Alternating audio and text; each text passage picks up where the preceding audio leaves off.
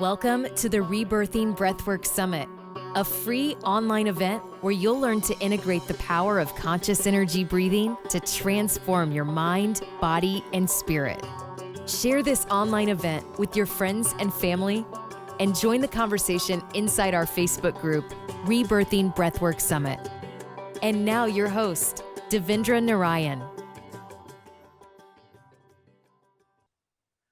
Welcome everyone to the Global Rebirthing Breathwork Summit. This session is called The Meaning, Purpose, and Power of Natural Breathing. And our guest speaker is Arne Rantzen. After 5 years as a Tibetan Buddhist monk, Arne encountered breathwork in 1984 and has dedicated his life to practicing, coaching, and teaching breathwork internationally ever since. Arne is a certified rebirth trainer, loving relationships trainer, body harmony teacher, international seminar leadership program teacher, and founder of the Unlimited Body, Bodywork System, and the Unlimited Breath Modality. Today, in recognition of our vital core, he has founded Natural Breathing and Creative Questions Approach and Creative Questions app. He's also the author of The Owner's Manual that details all there is to know about natural breathing. Welcome, Arne. Thank you. Thank you for having me. So Arne, one considers breathing to be a natural process. We breathe consciously or unconsciously, and it's naturally occurring. So I'm curious to learn from you, as the title of your session captures, what is the meaning of natural breathing? Yeah. Well, first you said that I have dedicated my life to breathwork. It's more like life has dedicated me to breathwork. It's like I'm looking back and wow, last 36 years is all I've been doing. But I didn't intend that to begin with. I did fall in love with breathwork though, so that I for myself, so I did everything for me, which included doing a lot of sessions, a lot of workshops, reading about it, thinking about it, getting my own experiences, and all that. So, but it was for me, and then it just extended that people around me say, hey. Tell me about this. Tell me about this. And now I've been doing this for all this time and internationally, and seen a lot of incredible healing coming there. The meaning of natural breathing is a really good question. Well, we have now many modalities of breathwork in the world, and they all have their purpose. They all have. So I want to preface this with that the different modalities, they have different goals. They want to reach certain results. Some people want to, get a daily practice, something to do every day, like a yoga practice or something. Other people want to feel better. Other people want to heal themselves. Other people want to feel more passionate or more creative. Other people want to clear out their psychological mis-self into and find more your subconsciousness and finding more connection with the truth, the divinity. So there are many ways, and the different modalities provides the different ways, but some modalities does not provide certain other ways. So when somebody starts breathwork, I think they first need to be aware of why are they doing it?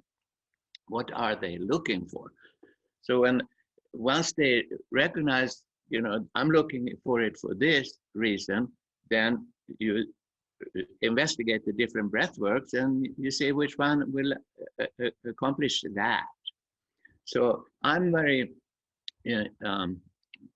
unique, I don't know the right word, but I have a special focus on how I do it. My goal is to clear out my limited self, so I can reach more of my true self, which is health and happiness and well-being and all that. So that's my goal, and to do that, I have noticed that the premise that we come in to do breathwork with, the premise, I call it the premise. What is the intention? What is our belief as we're coming into what we are doing?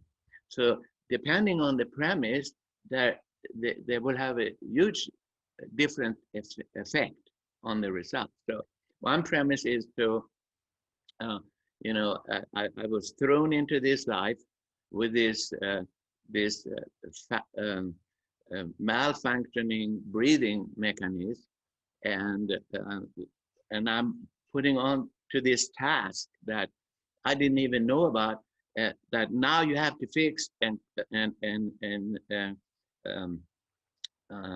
fix your breathing, because it's messed up, and it's gonna be messed up because you were put on this in this world like that. So now go ahead and take care of that. Find out some other techniques, some other functions, some other things that will fix your breathing. So but it's your job to do that. So there's a lot of people out there, then they get into the struggle of finding one technique or developing another technique, but it's never enough. It's always more and more and more. The other way that the premise could be is that I am put on this planet with a perfect life force. Life force created life. I cannot create life except sex, but I cannot create life as is. So the let me see here. So it's there is the premise of that we are perfect already, that this perfection doesn't need me to do anything, and all the attempts I do to do about it, I actually block it.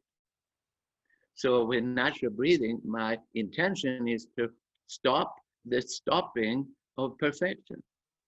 It's not to create perfection. The premise is we are already perfect, and if we can just get out of the way and be the witness and enjoy what is, everything heals itself. Even if it gets messed up, it heals itself. But so that is the way I go with the premise, that I'm already perfect. I'm not here to create a perfect breathwork system. So with that, I go into observation. Okay, what can I base that on? Well, I can go with science. Science says that the breathing should be like this. You have the oxygen like this. You have the science of scuba divers. So you have the science of all kinds of science. But when it comes down to actual manifestation in real life, it is not applicable. So for me, the real science is what happens in real life. No matter what you call it, what happens with your breathing as you live your life. Just as an observation, not doing anything with it. Well, we were born, we didn't come with a manual how to breathe. We already knew it. It was already there. So somehow the breathing is already perfect from the beginning. And so this is the science I use, that observing that breathing, that is original. And it happens with us every day, all the time, if we pay attention. It's automatic. So then I was born, I was breathing, and then I got messed up. I got traumas, I got, I call it incomplete experiences. Something I'm holding on to, or I need, or I don't want, so I'm holding on to something incomplete. Or I get educated on how to do the breathing. Both of those two are not the natural breathing, and they leave me with subventilating. Subventilating is a problem because we're breathing less than we can, so we're living life to a minimal level of being. So then, but there is that part of the natural breathing that wants to self-correct. So it's always trying to come forth, and it succeeds when we get out of the way. Get out of the way means when I relax in the evening and I don't have to perform anything more, I mean, like whatever, then my breathing changes. Suddenly I start to sigh. Where did that come from? What's that? I didn't say, now I'm gonna sigh.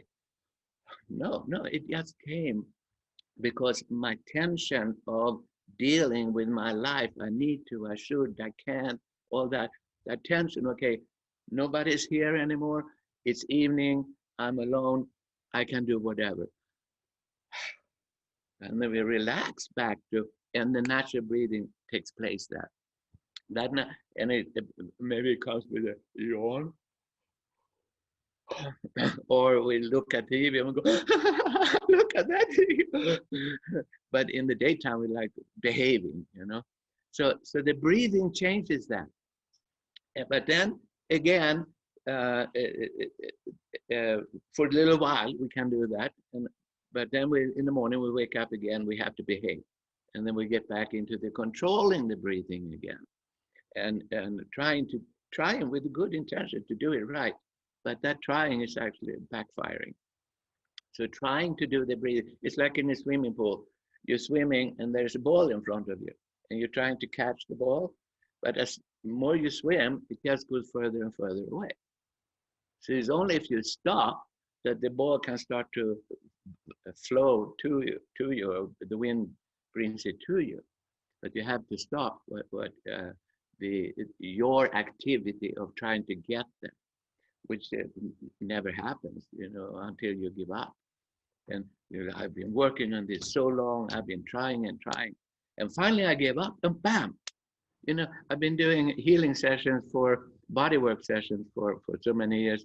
And I find that most of the healing happens at the end of the session. When we say, okay, you know, we're done now.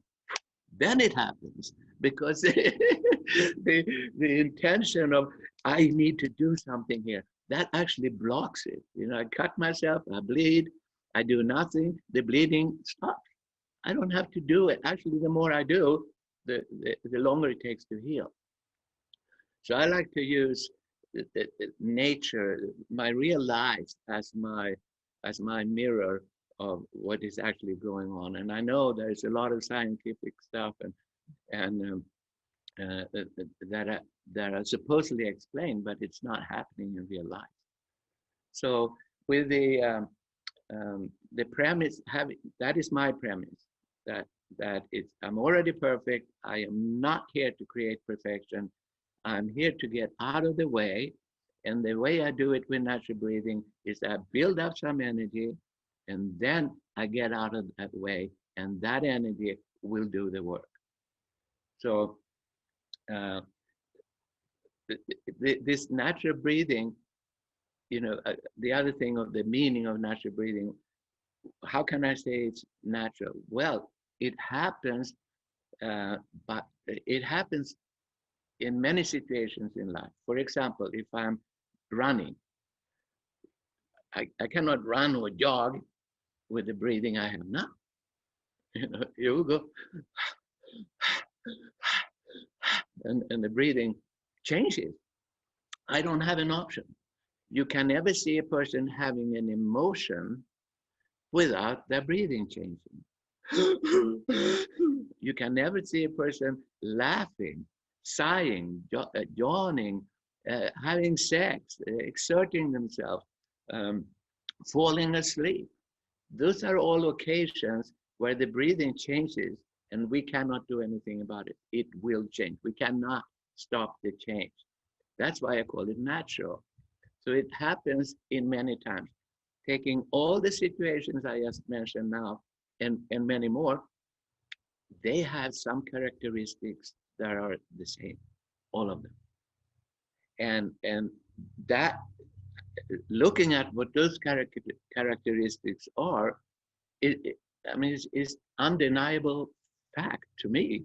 You know, you cannot laugh with your mouth closed. You cannot yawn with breathing through your nose. You cannot have emotions through your nose, breathing through your nose. You cannot jog, breathing through your nose. You just can't. Well, you know, the nose is so good, it warms up the air, it cleans this and all the science about it, but it doesn't happen in real life. So I'm more on that side. Okay, what happens in real life? Well, this is one thing that happens. For example, and I'm gonna go through I call it the 5 breathing basics, where the 5 characteristics of the breathing that seems to be there every time we get out of the way, every time we're happy, every time we're free, every time we don't have to try to do something, then it's there. So wow, that's really so since that is there, then you know, it comes to my mind over the years, understanding the work deeper, but from an experiential point of view, yet logical. I think it's extremely logical. So you wake up in the morning, you breathe, but you breathe not your natural breathing.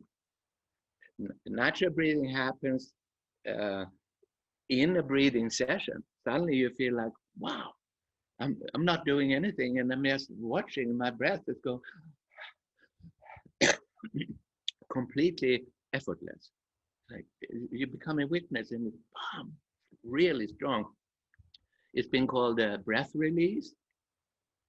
So the breath release is something that happens not by my doing. So the accessing that natural breathing in the morning, it doesn't happen, or when we're stuck, it doesn't happen because I'm busy trying to make it. I'm trying to make it instead of being taken with it. So that trying to make it is, but then there is the quality of natural breathing who wants me to surrender.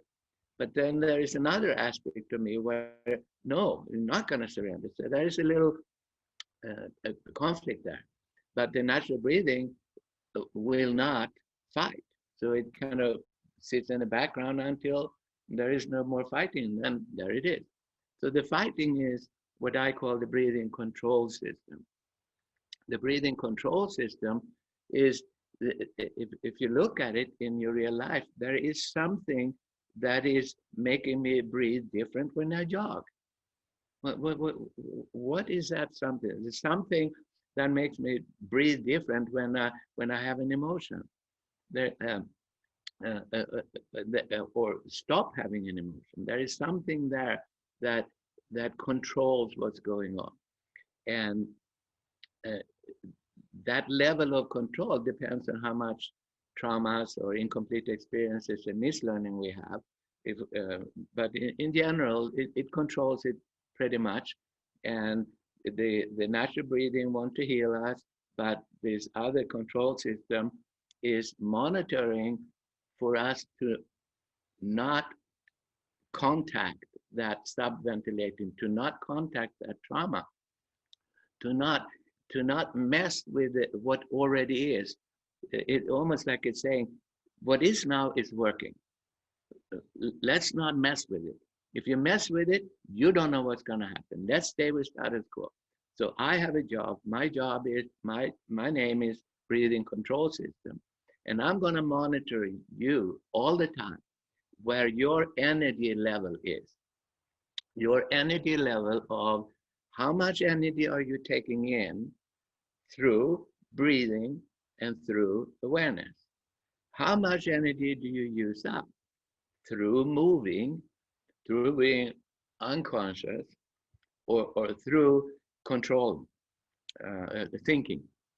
I'm gonna go not forget to buy the milk after this here now. So now I'm thinking that uses up energy. So there is always, on every inhale I take, the breathing control system compares that with how much am I using up? And it always need to end up with equal. The way you take in, it should be equal to the way you take out, and then you stay in status quo. So, but if you start jogging, then the breathing security system, a control system says, whoa, you're using up more energy. Okay, you need to add more energy to become equal. So now you need to breathe more, you know, or you meditate and your breathing quiets down. Well, then your mind quiets down, then your breathing quiets down. There's always, it forces you to breathe more. Or if you start to breathe now, we're gonna do a practice later, but if you start to breathe now, natural breathing, you're gonna get more energy. The breathing control system will force you to get rid of the energy. It will start to make you move around a little bit. I have so much energy here, you know, I gotta get rid of the energy. I'm gonna punch somebody. I don't know what to do with all this energy. So it forces us to act to get rid of the energy. So from a natural breathing point of view, our job, or from my point of view, our job is to break the breathing control system. What happens when we break that, we will end up with more energy than we normally have, more spirit, more life force. Okay, well, so now I'm ending up with more life force than I usually have. Where is it gonna go? I mean, I'm already full. I have an irrigation system. All the pipes and the water are flowing, except there is a section over there that's broken. But so the water is flowing, and now suddenly those pipes over there, they're clogged, got some mud in them. You know? So now I'm getting more energy in my body, and get more pressure on my irrigation system, and it will. This part is already filled up, but that one over there is start to push on the mud, and it has to go somewhere, you know. So it start to go there, and it opens up what I call the subconsciousness. Opens up more flow, more happiness, more health, well-being, abundance. It opens up my meeting more of my true self. So breaking the breathing security system or control system is our task, and it can easily be done with the understanding like this. So there was so much information that was already packed in your answer there. And I love what you said about just getting out of the way. Like natural breathing is all about undoing or getting out of the way, let the breath take it over.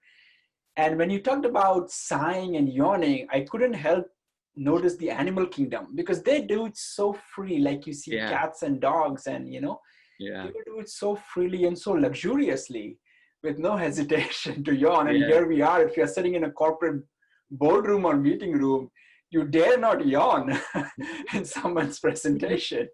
I am so grateful when my students and clients yawn, you know. Like, yes, we're opening up. So Arne, I would want you to go into a little bit more detail, because I think our audience is going to benefit tremendously by learning about the breathing control system. So you can choose between whether you want to share the 5 breathing basics before, or you shared a few terms which I would like some clarity around. You said sub-ventilating, and you said breathing control system. Maybe you can share a little bit more on that? Yeah. I have some pictures here, if I can show that. This is how I see that.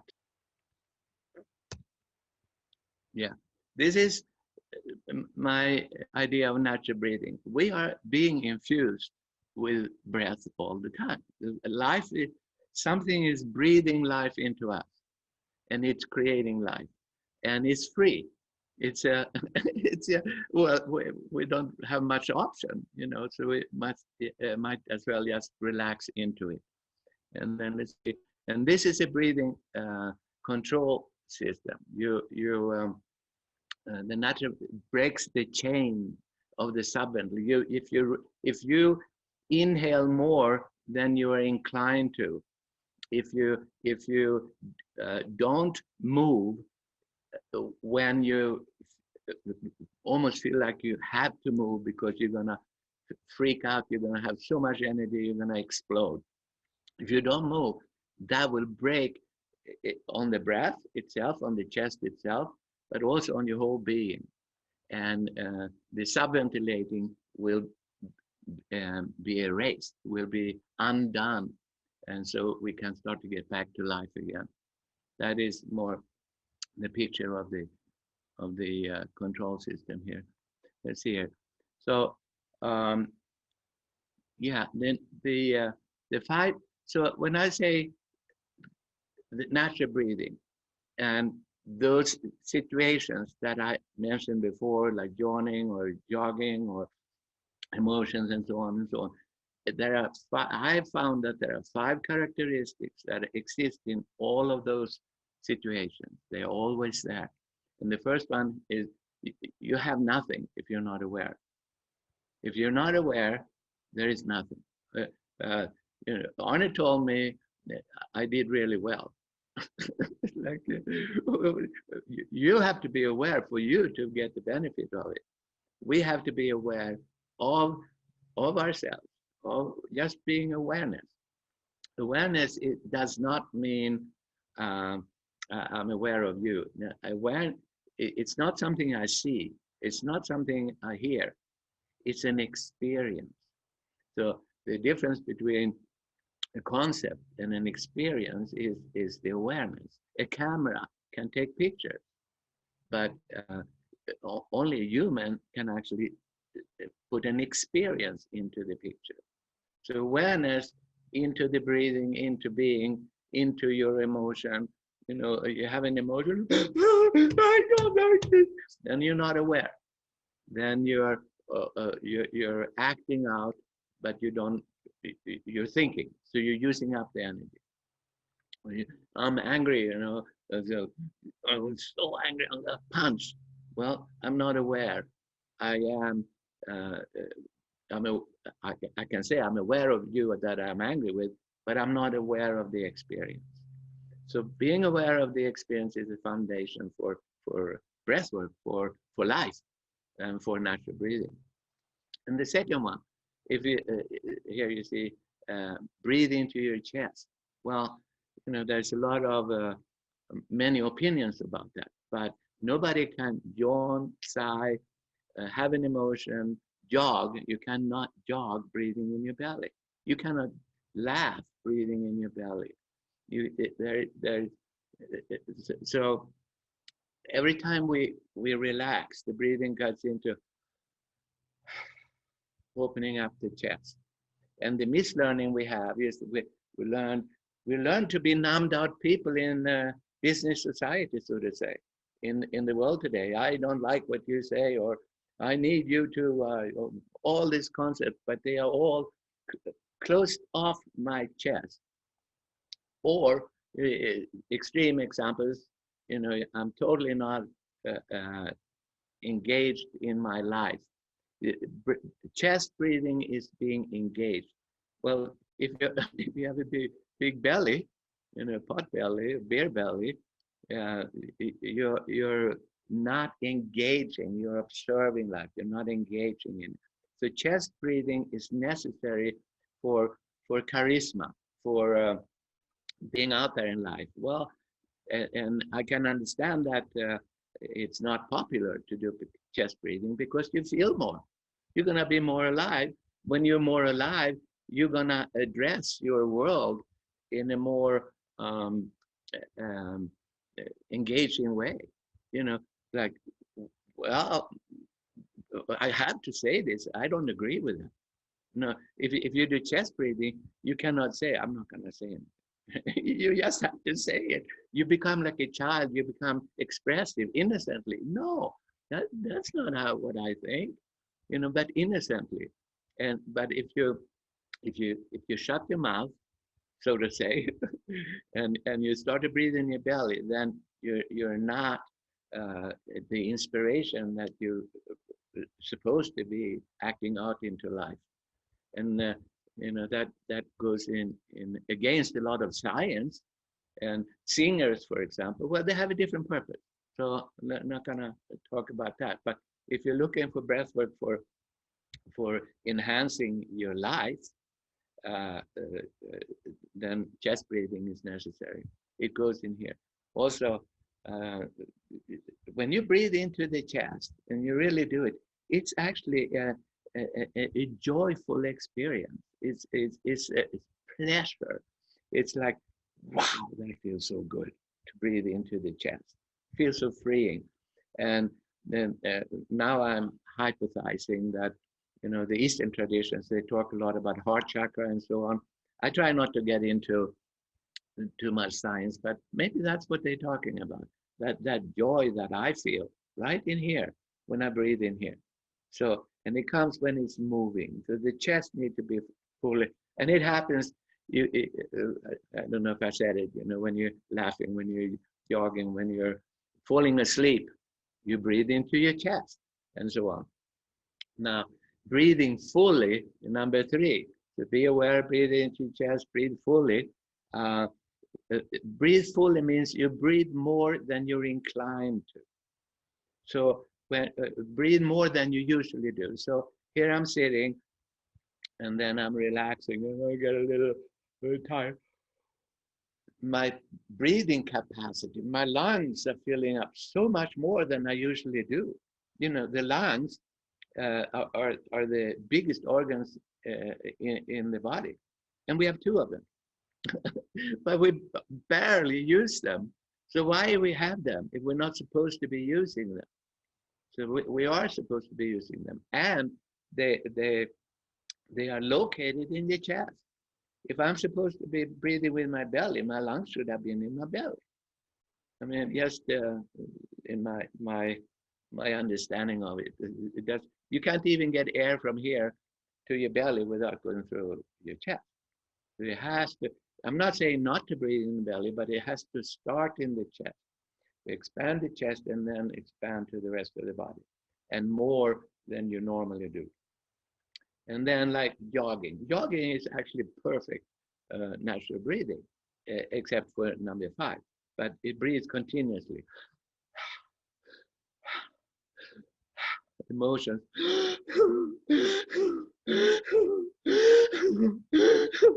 It's continuous breathing. It's not, I'm having an emotion now. No, then the emotion stops. So you have to get that, keep that going. It's there. It happens in life. Now with yawning, each of these characteristics here are missing. When you're yawning, you might be aware, you breathe into your chest, you breathe slowly, but you don't breathe continuously. You do jogging, you can be aware, you can breathe in your chest, breathe fully, breathe continuously, but you're not relaxed. Relaxed means you don't move, you don't use up the energy, you don't think. You fall asleep. You breathe into your chest, you breathe fully, you breathe continuously, you relax, but you're not aware.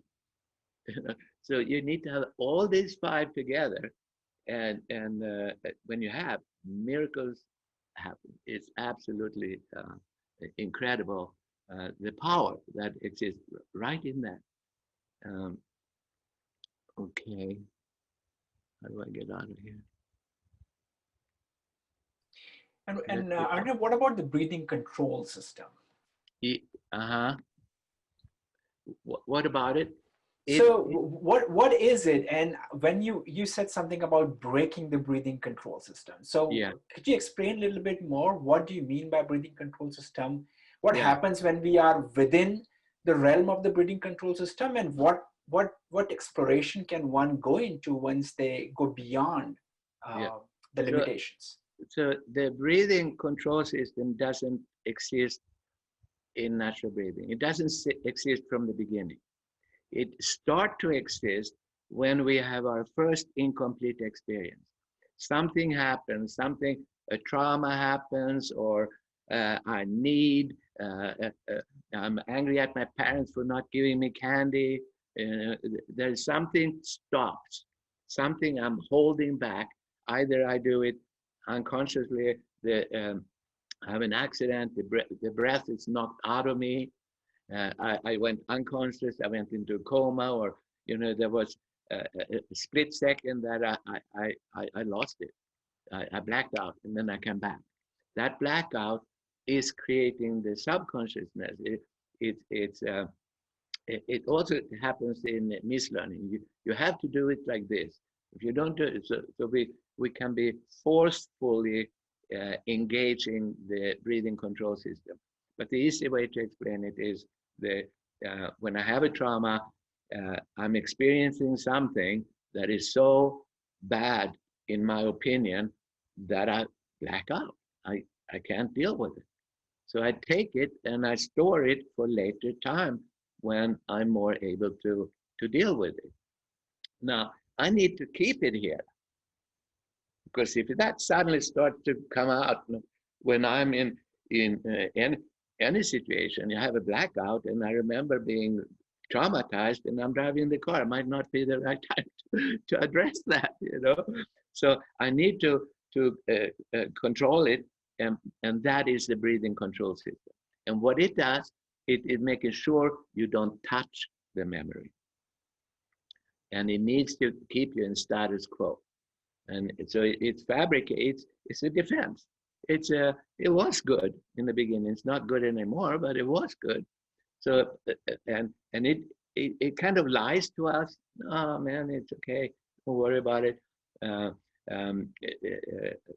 Breathing a little less is fine, which is not true, because over time, if you subventilate, sicknesses start to happen, diseases start to happen, unhappiness, poverty, and all of these things builds up over time if we don't bring back, release the subventilation, go back to normal breathing. Now, normal breathing, natural breathing, is not something we have to study and practice every day. I have a reason for my subconsciousness, which is my trauma, my incomplete experience. I stored away. I fabricated the breathing control system to protect me from it. Now, I want to experience more life. Well, then I have to let that go. I cannot keep having that. So at some point, I need to let go of the control and trust that the experience I had in the past that I couldn't handle, today I'm a grown-up. I'm not in that same place. The circumstances are not here. I can see it more objectively. I can bring it forth, or I bring it forth a little bit, and then I put it back again, and I bring it forth again, and slowly I start to not be so traumatized by that. We actually, the owner's manual I have, it takes you through 6 challenges that happens on the path to transformation, to returning back. And they are not the techniques in themselves, but they are stuff that happens on the way that makes us not succeed. I have a picture here I'd like to share about that. See if I can do that.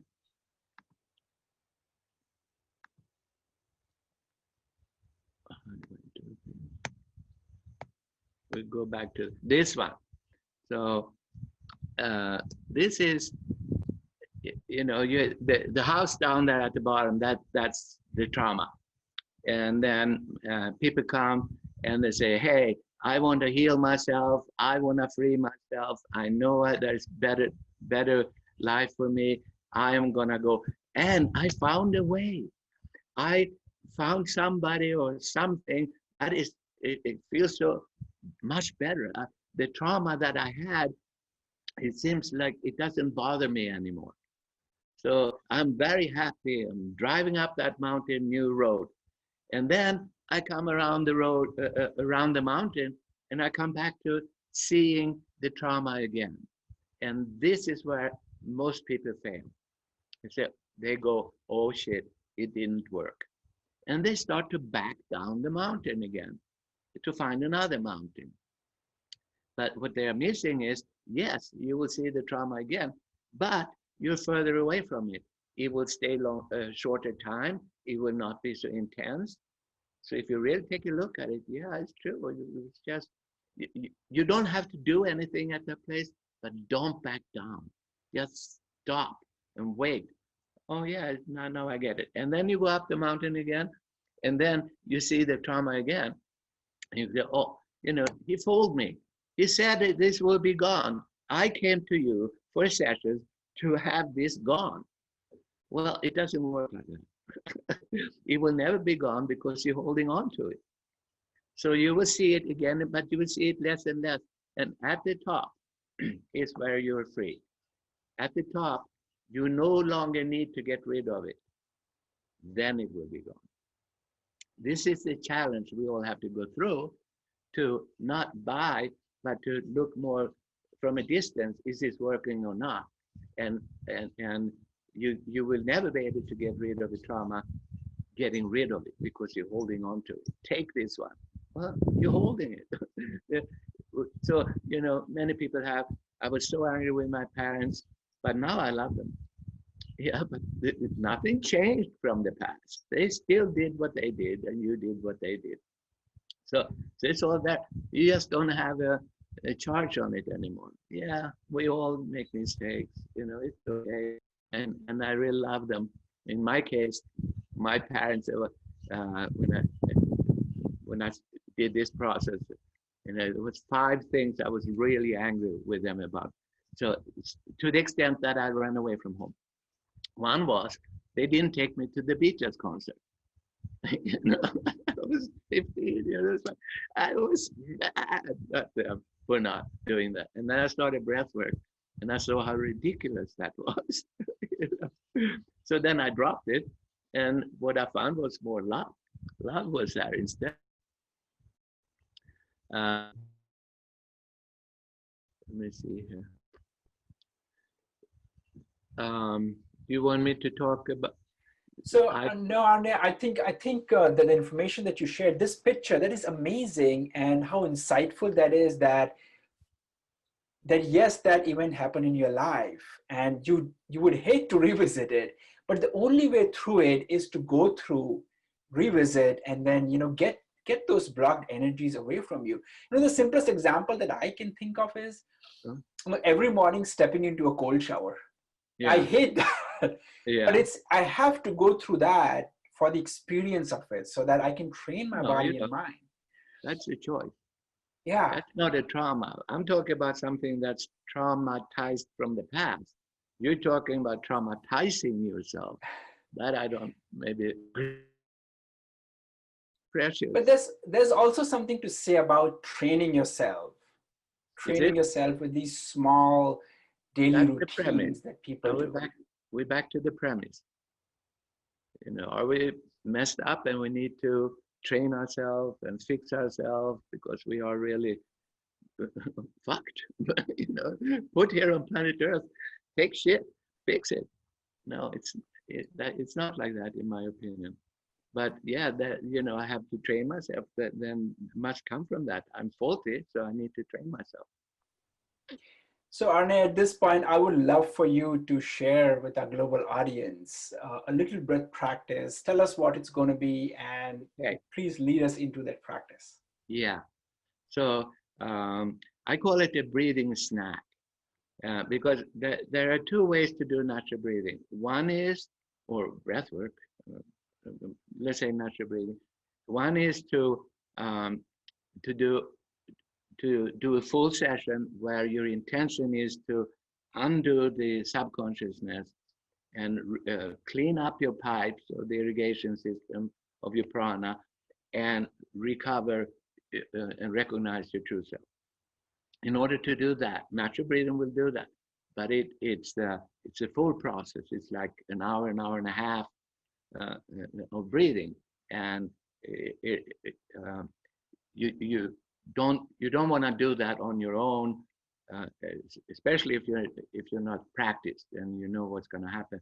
But even if you know it myself, I don't do it on. I could do it, but I will not have the results doing it on myself.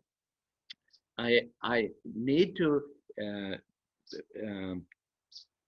build up more energy, and then and get out of the way at the same time as I monitor if I'm breathing well, and doing the 5 breathing basics and surrendering.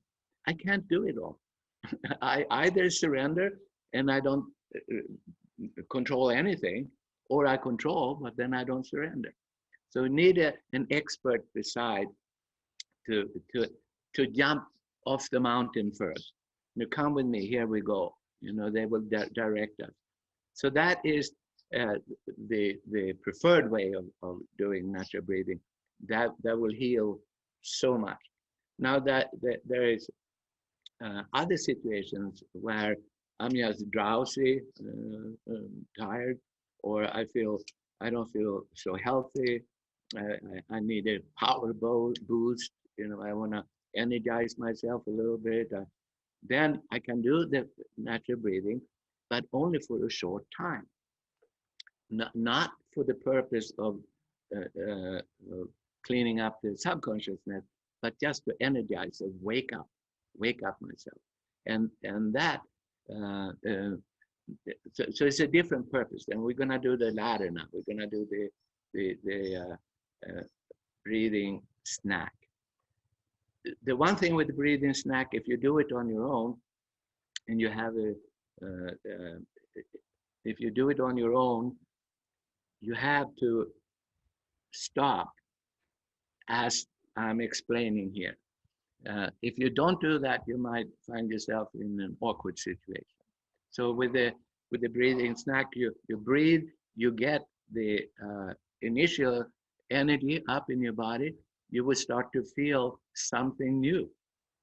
You will start to feel energized. People say you feel, we call it tingling. When it's the same sensation like when the foot is falling asleep. That sensation. So my foot is falling asleep. How do you know? I can feel it. It's like tingling. But that's a misconception. No, if your foot was falling asleep, you would experience it less and less. But the truth is, you're experiencing more and more. So you're actually becoming more alive. So with the natural breathing, most breath work, I think, makes you that more alive. And so once you feel that aliveness, don't go any further, because if you do further, you might find yourself in like freaking out. If you don't have proper education first. So I want to say that. So the breathing snack is really the 5 breathing basics. So I'm going to be aware of my breathing. I'm going to show it first, and then we do it together. I'm going to be aware of my breathing. I'm going to be aware of breathing into my chest. And I'm not going to do a little birdie breathing. Not like that. And I'm not going to do fish breathing. Fish breathes like that. And some people, the breathing control system tries all kinds of techniques to get you to not retain the energy. So you're gonna breathe through the mouth. Open your mouth a little bit more than you used to, and just let the air come in without. You don't need any sound on the breathing. It's possible to breathe, all the time you're breathing without making sound, but the breathing control system comes in on the side and try to get you to not do it. So I'm just helping you not to fall into that trap. So you're aware, you breathe into your chest, you breathe fully. Fully means you breathe more than you want. You can notice it. This is what I can breathe without having any change. Nothing happens. It can look like much, but nothing actually happens. I will not take in more than I'm using up. So I take in. You can even feel a gap. We'll talk about the breathing threshold later on, but you go to that gap and you go beyond it. So quality breathing, not quantity breathing, quality breathing and continuous breathing. Not like this.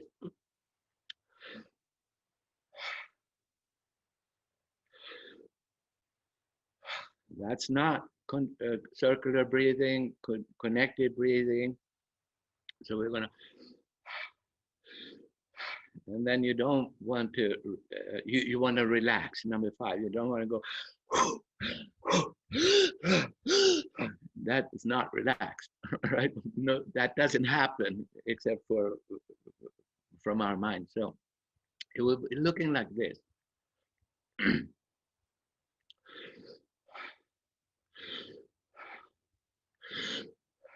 With the awareness. And if you do it the way I'm doing it now, wait a second. Wait a second. If you do it the way I do it now, within 20 seconds, you start to do, whoa, wait a minute, what's going on here? I can feel it, yes. Yes, if you do it, the success is so quick. If we don't do the manipulation, it never goes anywhere. But if we just do that, be aware, just these 5 things, extremely simple, happens all the time. And then if you feel like you're a little dizzy, you could lay down. That's okay too. Excuse me.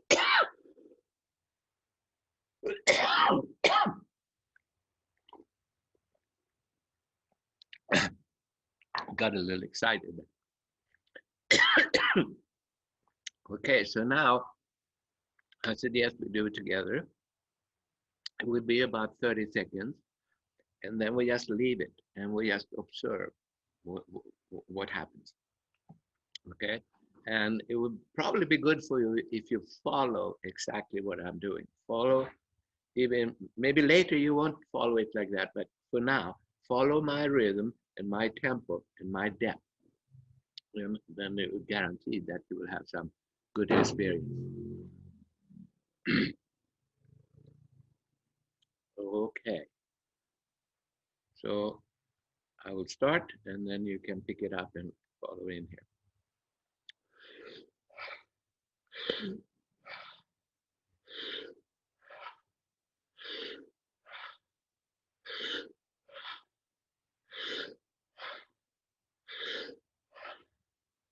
Really feel like you're pushing against little elasticity up in the chest.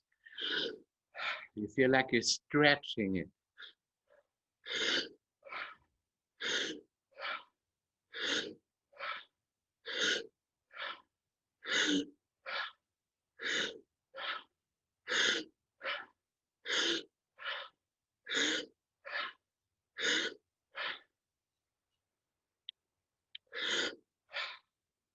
Now go a little deeper. If you don't feel a lot of tingling, a little dizzy, feeling some energy in your body, some cold, some warm, go a little deeper. Go deeper on the inhale. Okay, so let's do it a few 10 more seconds. Open your mouth. Open your mouth more.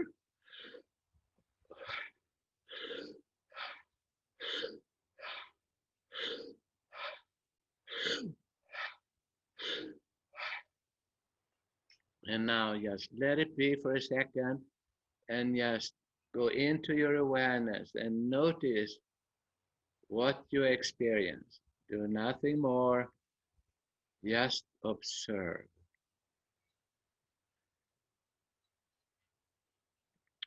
You will experience more if your mouth is open.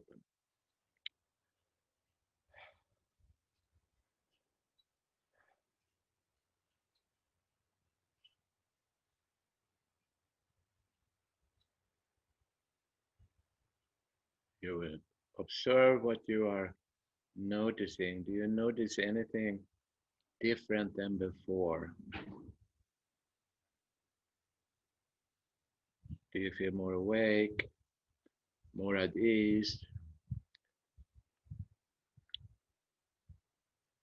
more bright, more lightheaded, dry lips, dry throat? What's your experience, Devendra? So I can feel my toes have gone cold, and I can feel tingling sensation on the soles of my feet. I'm standing, by the way, so I can feel very much aware of the cold tips of my toes right now. Uh-huh.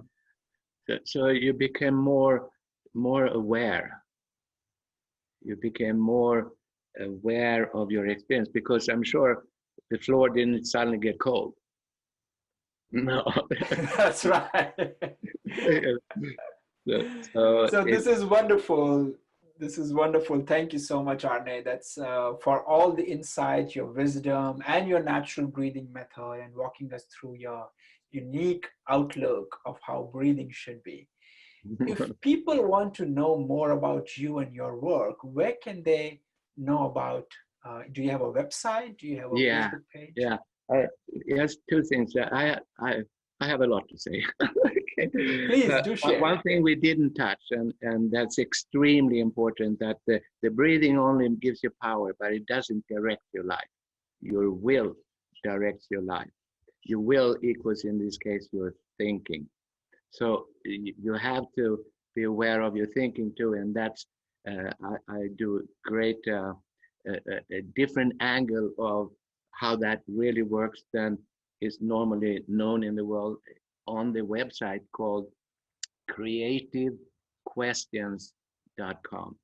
There you will find the foundation for affirmations and how to empower the affirmations, and which is the kind of work we do here in Breathwork. The other one is obviously naturalbreathing.com. There's a lot of tools and more information in there, so you can. And there as well, if it's possible that you can ask for a free exploration session with me, to a little coaching, and see if this is something you want to know more about, or if you have some specific questions, you can connect me on there through chat, and if I'm available, I will respond to you right there and then. So naturalbreathing.com and creativequestions.com. Yes. Arne, again, thank you so much for your wisdom, for your time. I do really appreciate you spending time on this summit. Thank you so much. Thank you for having me, and it was my pleasure too. And hello, everybody. Hope to see you around. Thank you, Arne. Namaste. Namaste. Thank you for joining the Rebirthing Breathwork Summit, brought to you by Cultivate Prana. To learn more, visit cultivateprana.com or rebirthingbreathworksummit.com.